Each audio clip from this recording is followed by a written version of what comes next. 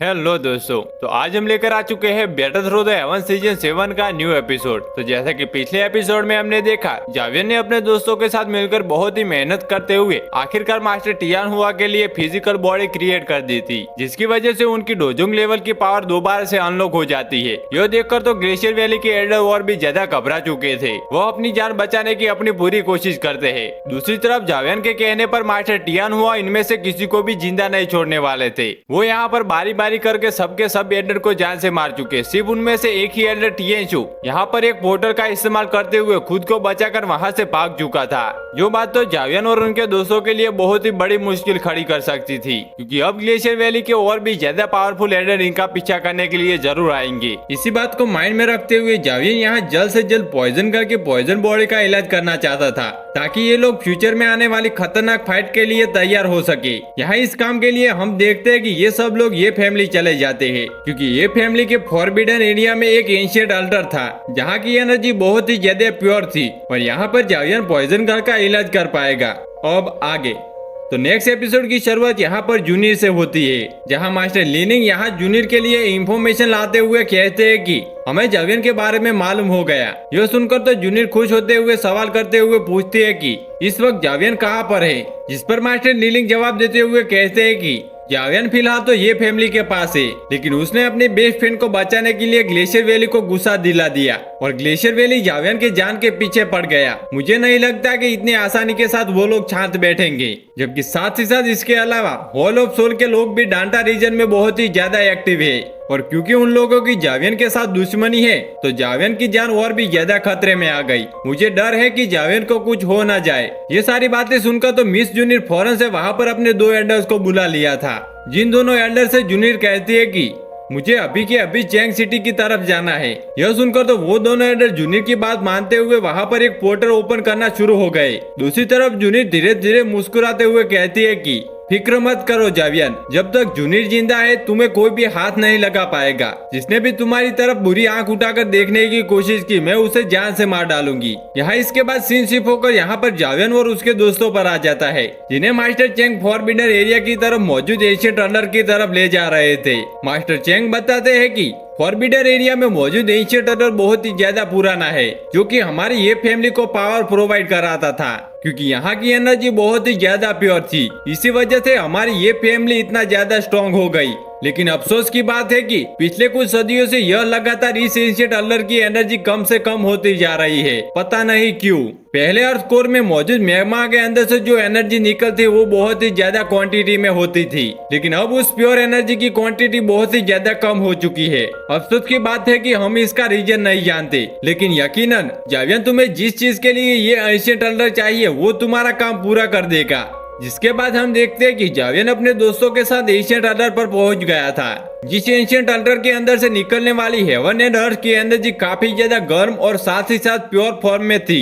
जावियन भी इसकी तारीफ करता है, और सच में ये एनर्जी जावियन के बहुत ही काम आएगी। साथ ही साथ जावियन यहाँ पर मास्टर टियान हुआ से कहता है कि मास्टर टियान हुआ, मैं यहाँ पर रुककर पॉइजन गर्ल की पॉइजन बॉडी को कंट्रोल करने में उसकी हेल्प करने वाला हूँ। तब तक मैं चाहता हूँ कि आप मेरी डेमोनिक सोल पपेट के साथ बाहर रुककर मेरे और पॉइजन गर्ल की हिफाजत करो। जावियन की बात सुनकर तो बिना आगे कुछ कहे मास्टर टियान हुआ फौरन से एग्री हो गए, और वो जावियन से कहते हैं कि फिक्र मत करो, मेरे होते हुए तुम्हें कोई भी तकलीफ नहीं होगी। ये कहने के बाद मास्टर टियान हुआ बहुत ही ज्यादा सीरियस मूड में डेमोनिक सोल पपेट के साथ वहाँ से बाहर की तरफ रवाना हो गए। जावियन मास्टर टियान हुआ को इतनी ज्यादा सीरियस मूड में देखकर हैरान होते हुए पॉइजन गर्ल से कहता है कि पता नहीं क्यों मुझे मास्टर टियान हुआ कुछ अलग अलग लग रहे हैं। जिस पर पॉइजन गर्ल जवाब देते हुए कहती है कि शायद ये उनकी न्यू बॉडी की वजह से हो रहा हो, लेकिन फिक्र मत करो, सब कुछ ठीक हो जाएगा।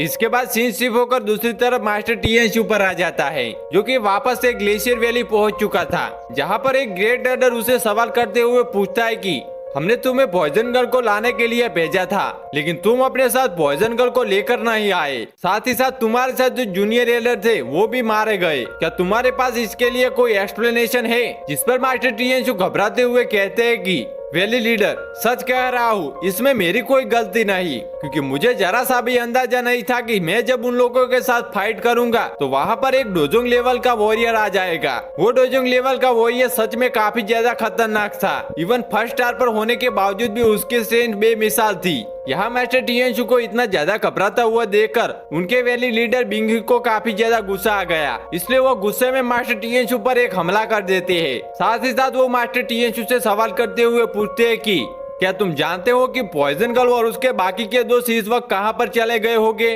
क्या उनके छुपने के कोई ऐसा ठिकाना है जिसके बारे में तुम्हें पता लग चुका हो? ये सुनकर तो मास्टर टिएनशु घबराते हुए कहते हैं कि वैली लीडर मुझे माफ कर देना, लेकिन मैं नहीं जानता। जो सुनकर तो बिंगी काफी ज्यादा जुल्म तौर पर यहाँ पर सिर्फ अपनी एक ही उंगली का इशारा करते हुए मास्टर टिएनशु को फ्रीज करने लगे थे। धीरे धीरे टिएनशु की बॉडी फ्रीज होती जा रही थी और वो गिड़गिड़ाते हुए वैली मास्टर से माफी मांगते हुए कह रहा था कि प्लीज वैली मास्टर मुझ पर रहम करे, मेरी जान बख्श दे।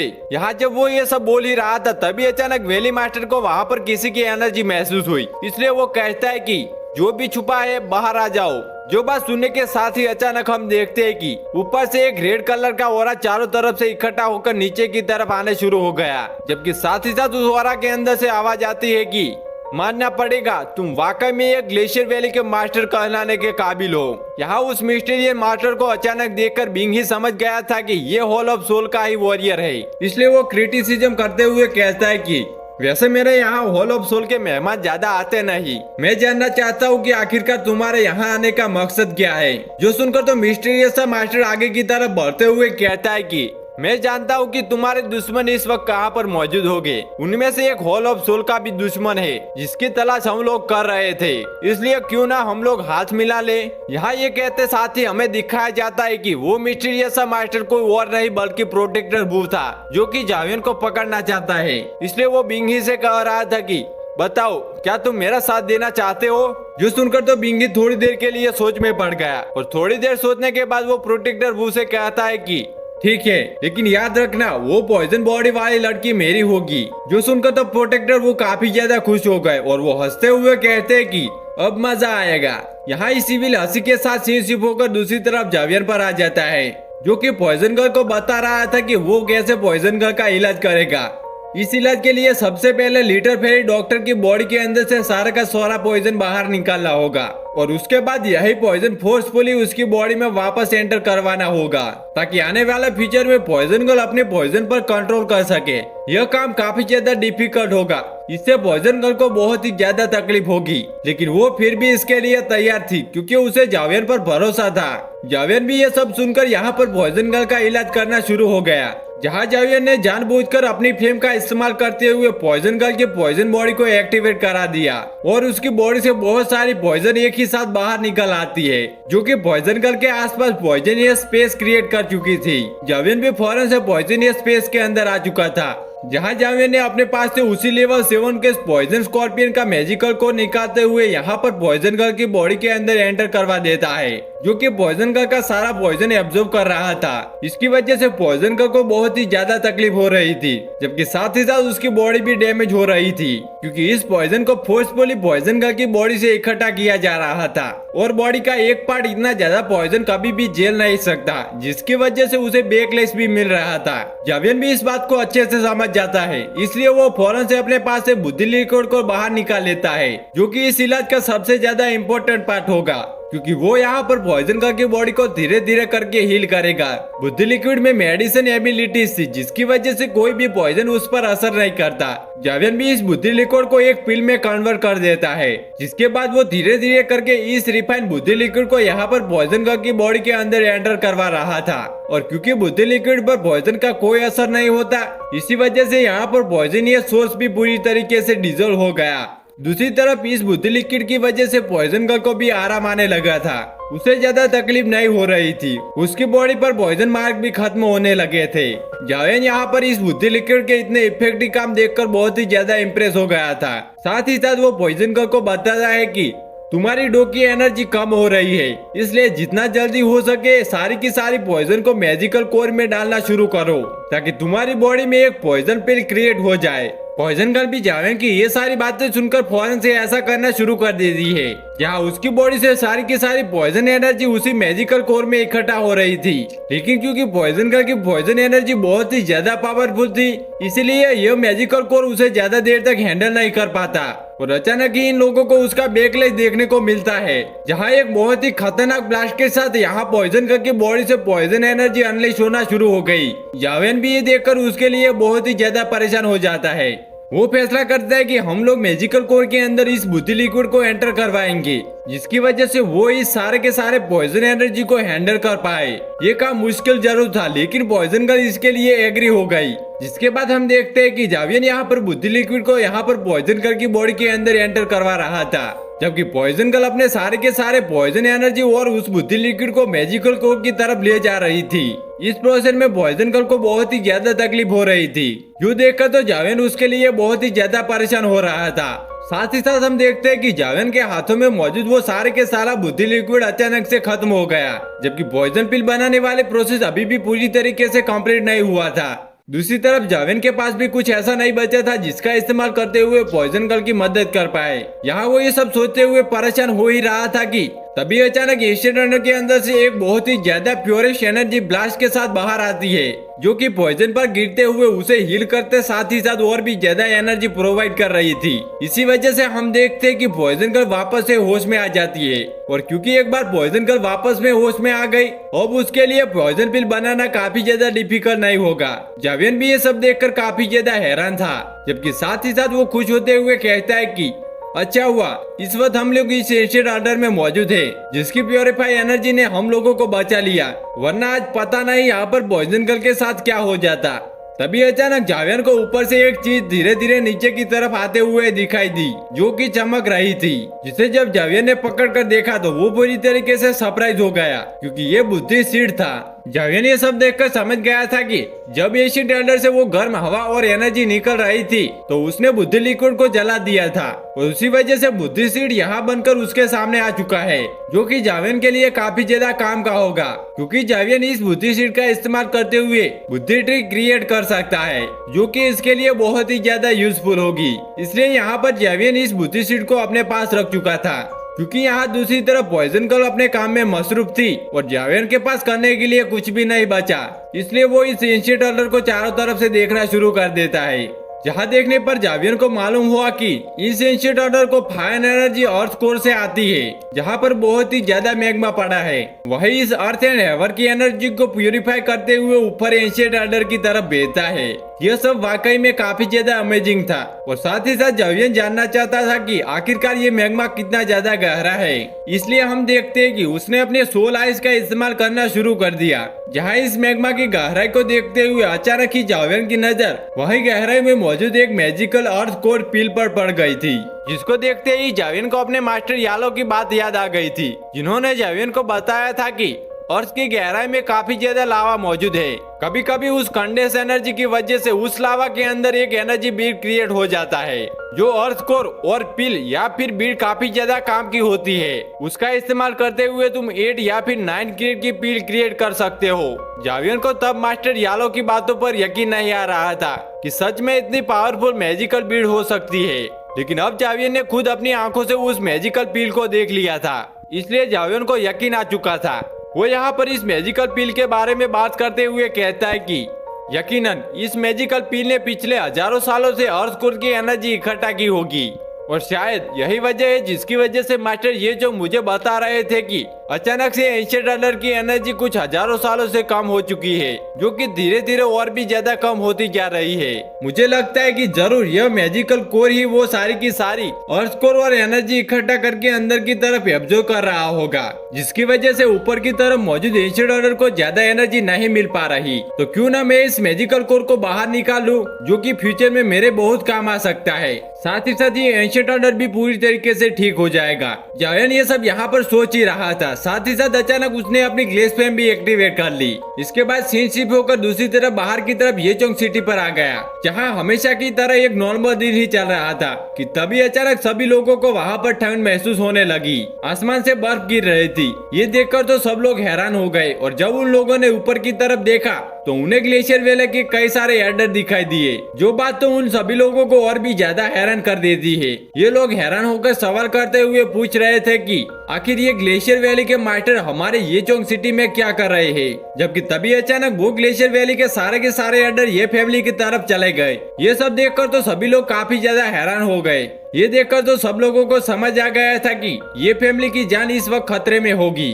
दूसरी तरफ एंशिएंट टनल में हम लोग यहाँ पर जावियन को देखते हैं, जो कि अपने कॉन्शियसनेस हेवनली फ्लेम के 3 टुकड़ों को यहाँ पर मैग्मा के अंदर भेज देता है, जो कि सीधा जाते हुए फौरन उस मैजिकल पिल के अंदर एंटर हो चुके थे।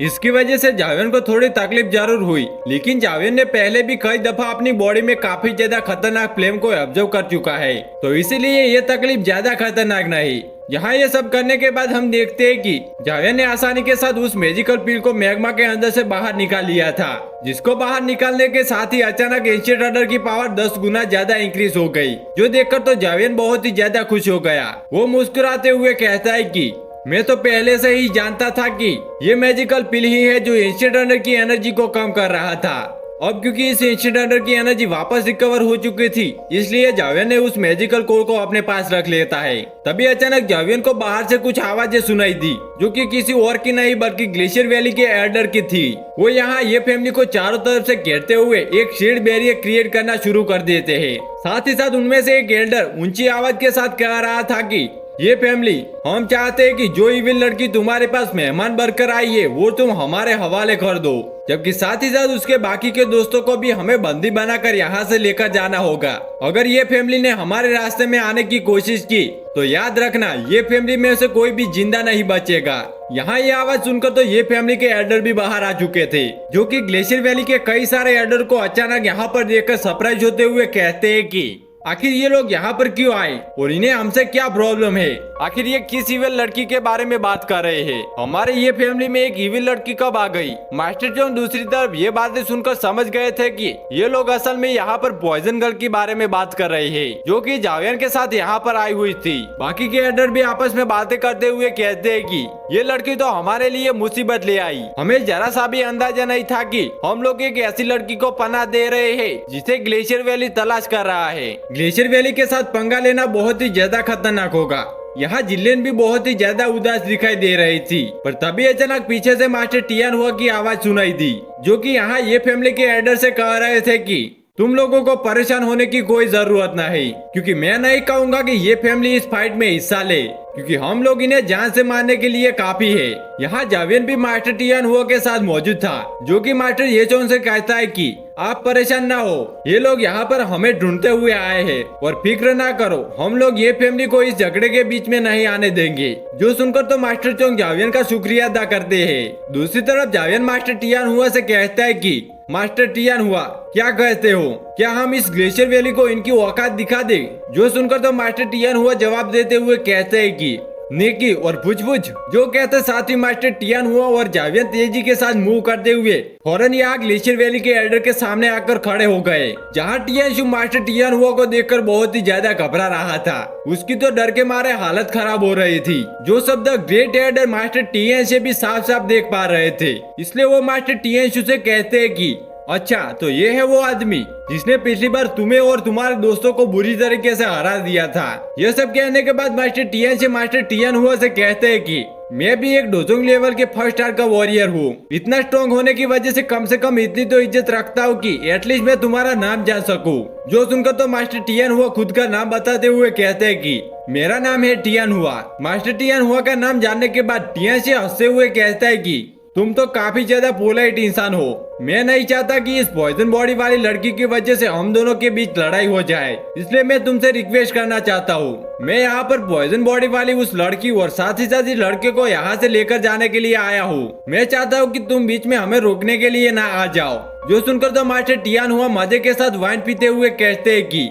अच्छा, और तुम्हें क्या लगता है कि मैं क्या करूंगा। ग्रेट एल्डर टियान को तो यहाँ पर मास्टर टियान हुआ के एटीट्यूड बिल्कुल भी पसंद नहीं आता। वो समझ गए थे कि मास्टर टियान हुआ क्या कहना चाहते हैं, इसलिए वो भड़कते हुए कहते हैं कि ठीक है, अगर तुम सीधी तरीके से नहीं मानोगे तो मुझे उंगली टेढ़ी करनी होगी। एक बार मैं तुम दोनों को कैप्चर कर लूँ, उसके बाद मैं उस पॉइजन गर्ल को भी पकड़ लूंगा, तब मुझे रोकने वाला यहाँ पर कोई नहीं होगा। यह सब कहने के बाद वो अपने पास मौजूद मास्टर टियान से कहता है कि छोटा लड़का तुम्हारा होगा, जबकि उस रोजोंग लेवल के मास्टर को मैं देख लूंगा। और याद रखना, इस बार कोई भी गलती मत कर देना, क्योंकि अगर इस बार तुमने कोई भी गलती की तो वैली मास्टर तुम्हें जिंदा नहीं छोड़ेंगे। ये कहने के बाद मास्टर टियान से तेजी के साथ आगे की तरफ बढ़ते हुए मास्टर टियान हुआ के साथ टकराना शुरू हो गए। नीचे की तरफ मौजूद मास्टर टियान चू भी जावियन की तरफ देखते हुए कह रहे थे कि लड़के, और मैं देखता हूँ कि आखिरकार तुम्हें बचाने के लिए कौन आता है। यहाँ ये सब कहते हुए वो खुद को फाइट के लिए तैयार ही कर रहे थे, पर तभी अचानक वहाँ पर हॉल ऑफ सोल के प्रोटेक्टर की एनर्जी आने शुरू हो गई, जबकि साथ ही साथ वो प्रोटेक्टर हंसते हुए कह रहा था कि मास्टर टियानचू, ये लड़का हमारे हॉल ऑफ सोल का टारगेट है, इसलिए इस लड़के को तुम मुझ पर छोड़ दो। दूसरी तरफ जावियन ने बिल्कुल भी एक्सपेक्ट नहीं किया था कि वो आज के दिन हॉल ऑफ सोल के किसी वॉरियर से टकरा जाएगा, और ये वॉरियर कोई आम वॉरियर नहीं बल्कि प्रोटेक्टर वो था, जिसे एक ही नजर में जावियन ने पहचान लिया। और वो भड़कते हुए फौरन से अपने हैवी रूलर को निकालते हुए कहता है कि कमीने इंसान, मैं तुम्हें जिंदा नहीं छोड़ूंगा। जो कहते ही जावियन ने तेजी के साथ आगे की तरफ बढ़ते हुए प्रोटेक्टर वू पर हमला कर चुका। यहाँ प्रोटेक्टर वू आसानी के साथ जावियन के हर एक हमले को ब्लॉक करते हुए कहता है कि वाओ, तुम इतनी जल्दी मुझे पहचान भी गए।